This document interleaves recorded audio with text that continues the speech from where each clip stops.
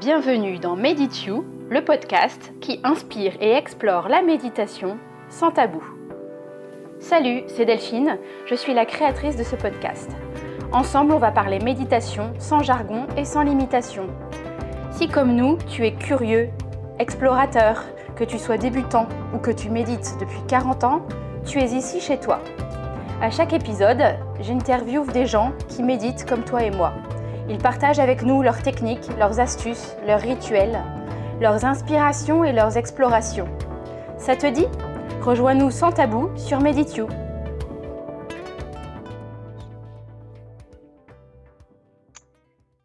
Bonjour à tous, je suis ravie de vous retrouver aujourd'hui pour une nouvelle série de 4 épisodes. Notre invitée cette semaine est Lisa. Qui va nous raconter son histoire avec la méditation pendant les 4 prochains épisodes. Et je suis super contente de la recevoir. Salut Lisa. Salut Delphine, salut à tous. Merci beaucoup. Écoute, je te propose et je vous propose de tout de suite rentrer dans le vif du sujet. Donc on est sur un premier épisode, donc on est sur Meditory. Donc ça va être vraiment nous raconter ta relation et ton histoire avec la méditation.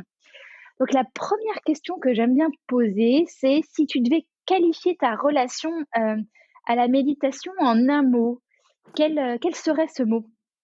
Alors en un mot, c'est difficile de qualifier ça en un mot, la méditation, mais moi je t'en propose deux, accrochés par un tiret. Je qualifierais ça, la méditation pour moi c'est le soi intime. Oh, super, super, très bien. Est-ce que tu veux nous dire 2 mots ce que tu entends par le soi intime? Parce que c'est pas un mot qu'on rencontre tous les jours. Moi, je pense qu'on pourra y revenir un peu par la suite, mais quand même juste là, en quelques mots pour qu'on comprenne bien ce que tu veux dire par soi intime. Oui, bien sûr. Alors pour moi, le soi intime, c'est en fait, grâce à la méditation, c'est prendre pleine conscience de soi-même et vraiment aller dans le plus profond de soi-même, se connecter à son soi le plus profond. Donc devenir intime avec soi-même, c'est un peu par là que c'est ça que je voulais dire et hem D'accord, et voilà.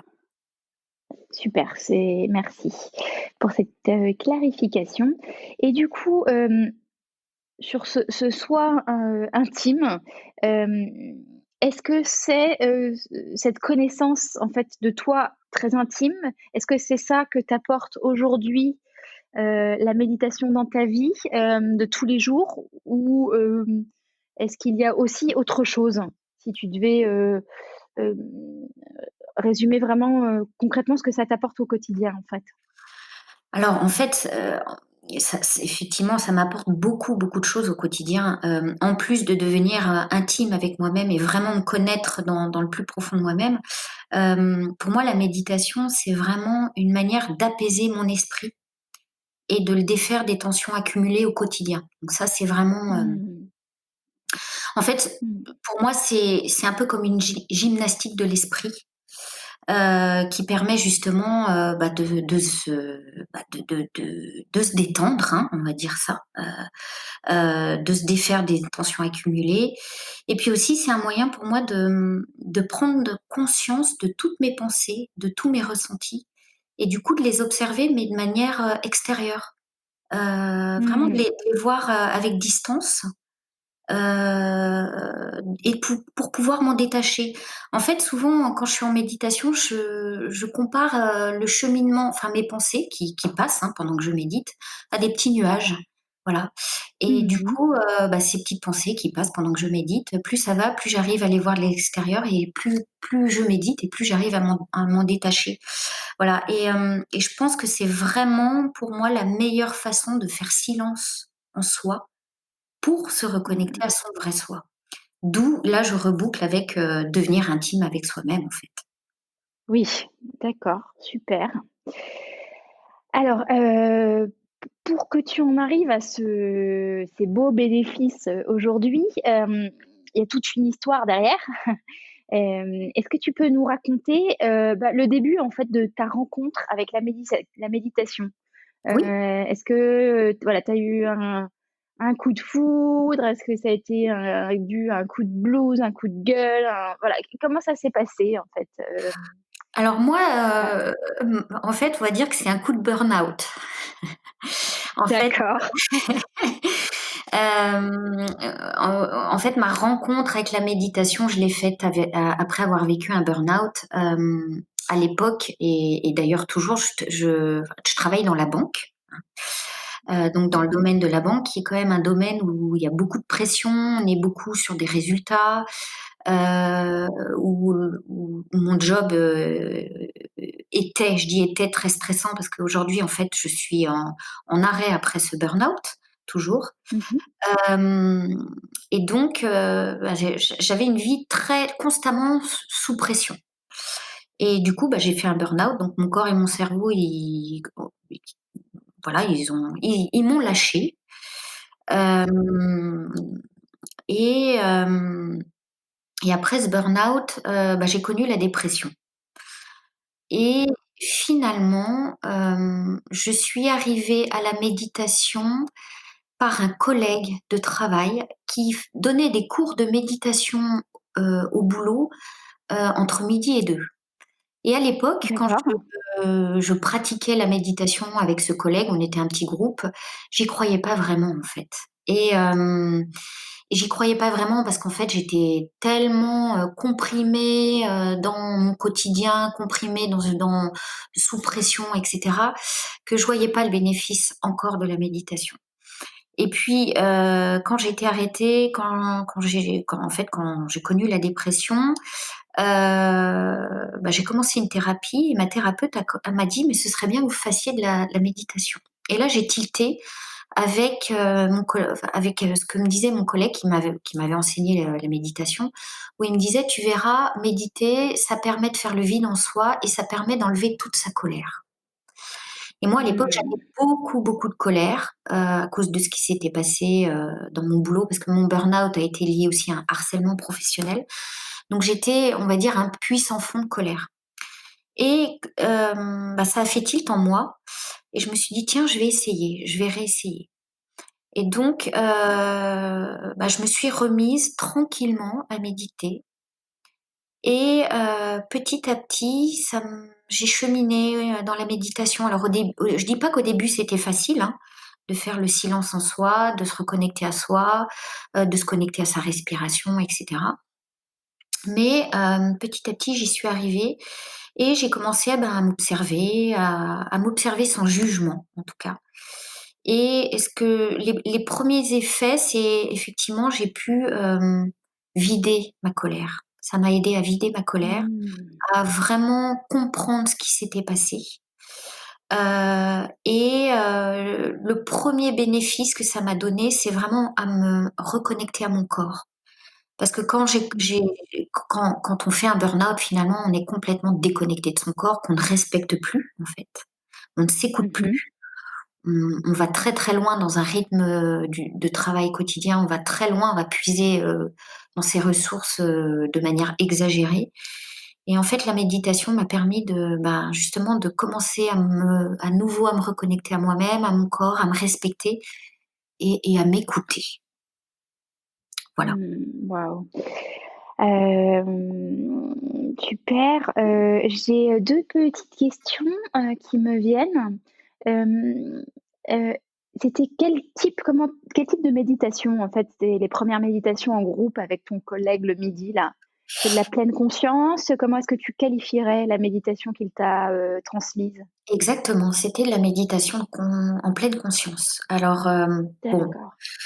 c'était assez étrange de partager une méditation en pleine conscience avec des collègues de travail, pendant une demi heure entre midi et 2. Mais en fait, c'est là où j'ai commencé à expérimenter, la méditation en silence et c'est là où Mmh. j'ai commencé à comprendre que méditer, c'était se connecter à son souffle, et à lâcher les pensées, en fait. Et c'est là aussi où j'ai compris qu'en fait, j'avais énormément de Mmh. pensées et que quand je méditais, j'étais là: «Ah bah mince, j'avais ma to do list qui arrivait, j'étais en train de me dire: «Et demain, il faut que je fasse ci, ça». Et là, je me suis dit: «Mais mon Dieu, mais mon Dieu, mais en fait, là, faire le vide en soi, ce qui me paraissait quand même quelque chose d'évident et de facile, devenait, enfin, je me rendais compte de la complexité Ouais. de la chose, en fait. Ah. Mmh Donc mh. c'est là que j'ai vu qu'en fait, mon cerveau était totalement englué. Et après, alors pour la petite histoire, je suis revenue à la Oui, méditation de pleine conscience bien après. Parce qu'en fait, d'accord. c'était un exercice très difficile pour moi. Donc quand j'ai commencé vraiment à méditer, il me fallait un support visuel et hem on va dire de l'image et du son. Parce qu'en fait, le gap, enfin, faire le saut dans le silence, Oui, heu, c'est compliqué. c'était compliqué. Donc j'ai Mmh. cheminé dans mon appropriation de la méditation, on va dire. D'accord. Est-ce que justement tu veux nous dire on va juste après on reviendra sur ta pratique, à l'heure actuelle, quotidienne, mais quelles ont été les étapes marquantes, entre, cette première rencontre avec la méditation, au travail dans un contexte tendu et puis aujourd'hui? Ça a été quoi? Déjà on parle de combien de temps? Juste pour donner une idée? Combien Hem, de temps je veux dire de par jour? C'est ça? non Ah, pardon, la période entre, le début de ou ma méditation, où j'ai commencé à méditer et aujourd'hui où je oui, médite quotidiennement, oui. il m'a fallu peut-être quelques mois, 3 mois, 3 4 mois. Oh là! Ah oui, c'est d'accord, très bien. OK, Oui, oui, super. mais alors, parce qu'aussi je suis quelqu'un d'assez tenace, qui a beaucoup de volonté et quand j'ai décidé quelque chose, Je d'accord. j'y vais et en fait, je pense que j'avais compris que la méditation, était bénéfique. Était Mmh. bénéfique déjà, enfin, j'avais lu pas mal d'articles, j'avais lu notamment un article sur, la méditation en pleine conscience qui a été, démocratisé par un Américain. Et Mmh. qui, montrait que la méditation, permettait de vaincre le stress, de vaincre les angoisses, et qui de manière organique développait une partie du cerveau, pour permettre un peu à d'atteindre une sorte de sérénité, d'apaisement, Mmh. intérieur. Mmh. Et donc quand j'ai lu ces articles, ça a résonné en moi et D'accord. comme en plus j'avais vécu un burn-out où, finalement je ressentais une grosse agitation intérieure et beaucoup de parasites, intérieurs, je me suis dit en fait que c'était l'outil le meilleur pour moi, la méditation et le plus simple. En fait, la méditation, Mmh. ce qui est génial, c'est que c'est accessible à tout le monde. On peut le faire n'importe quand, n'importe où, je dirais pas n'importe comment, mais presque. Alors évidemment, Mmh. c'est conseillé de méditer en position lotus, le matin et le soir. Mais moi, il m'arrive de méditer, avant de m'endormir, donc allongée sur mon lit, enfin voilà. Heu, Mmh. donc c'est vraiment un outil super, accessible pour tout le monde et je me suis dit: «Ben, vas-y cocotte, lance-toi en fait» et donc au début, alors au début c'était difficile, hein, parce qu'en fait, je me suis rendu compte, la première étape, c'est que je méditais mais contre mes pensées. En fait, je luttais contre mes pensées. Heu, Ah. je voyais que mes pensées défilaient et je les acceptais pas. En Parce que je voulais tout de suite atteindre le graal du vide interplanétaire, en moi pour pouvoir, me connecter à moi-même tout de suite et en fait, finalement, c'est comme tout, hein, c'est un processus qui met du temps, et la méditation, ça s'accueille, ça se, comprend, ça s'accepte, donc voilà, c'est un cheminement avec soi-même aussi. Et puis le jour, en fait, où j'ai compris qu'il fallait que j'accepte et que j'accueille mes pensées et que finalement que je les accepte, mais sans rentrer dedans, en fait et sans lutter contre. Mmh. Ou Mmh. finalement où limite je leur parlais, où je leur disais: «Ben merci d'être là, déjà, mais aujourd'hui, là, maintenant, j'ai pas besoin de vous, j'ai juste besoin de silence», voilà et ça s'est fait, enfin quand j'ai compris ça, ça a été beaucoup plus facile. Voilà et puis, et puis il y avait aussi ça au début chez moi, il y a toujours des personnes qui vous dit, «Oh mais tu verras, c'est hyper facile de méditer, moi tu sais quand j'ai commencé à méditer, je l'ai fait tout de suite, et puis tu verras, faut pas t'accrocher à ces pensées». En fait, il y a toujours des gens qui f toujours les donneurs de leçons finalement, qui savent tout faire, mieux faire que tout le monde. Hem et là, je me suis dit: «Ben, prends ton temps, Mmh. fais à ton rythme». Et je pense qu'en fait, ça a été aussi la méditation un cheminement pour moi pour justement apprendre enfin, à travers tout Mmh. ça, à travers tout ce processus de compréhension, et ben, j'ai appris aussi à prendre mon temps, finalement. Mmh mh. Non non seulement j'ai appris à prendre mon temps pour méditer, mais à travers la méditation, j'ai appris à prendre mon temps pour moi-même et à me respecter. Et quand Mmh. finalement la boucle était bouclée, et c'est là aussi où ça a commencé à me purger de mon burn-out et on va dire à commencer à me soigner. Waouh, super. Merci pour ces belles choses. Et du coup, aujourd'hui, comment est-ce que tu médites? Donc quotidiennement, ça, on a bien compris ça.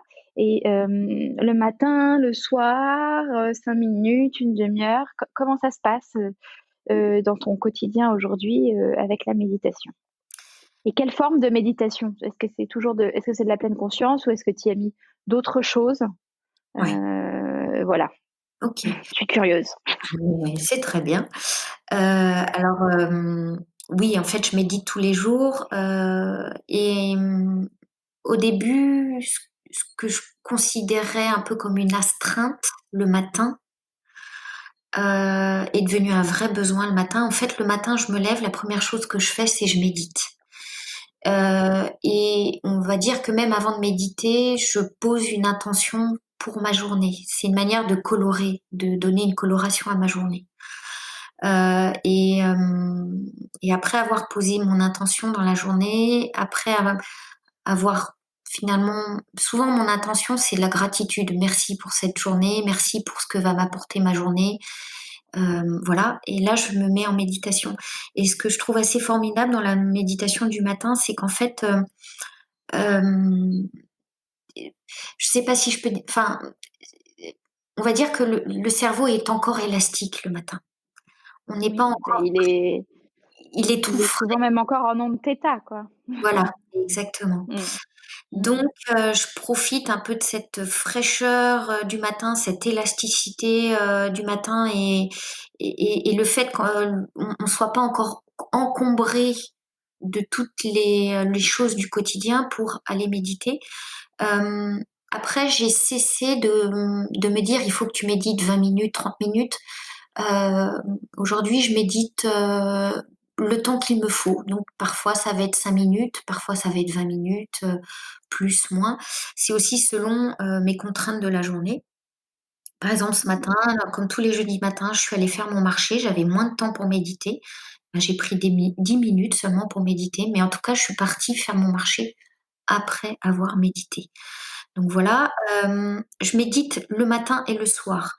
Le matin, comme je l'ai dit, parce que ça prépare la journée, et le soir, c'est une manière aussi de désencombrer mon cerveau et mon moi profond de de tout ce qui m'est arrivé, dans la journée. Si j'ai eu, de la colère, si j'ai eu, de l'angoisse, s'il y a quelque chose qui m'a énervée, enfin et cetera. Donc c'est vraiment aussi pour préparer, ma nuit. Voilà, et puis, après de temps en temps, dans la journée, il m'arrive de méditer. Alors là, c'est une manière plus courte, mais quand je sens que, par exemple, il y a quelque chose qui m'échappe, qui va m'énerver, ou que je suis pas vraiment alignée avec moi-même, que je suis pas posée, et ben, il m'arrive de plus en plus fréquemment de prendre quelques minutes seulement, me poser, arrêter le temps et méditer tranquillement. Voilà, et en fait, Mmh. c'est un exercice, je trouve, excellent pour aligner son corps avec ses pensées et ses émotions, et pouvoir laisser Mmh. circuler tout ça, librement.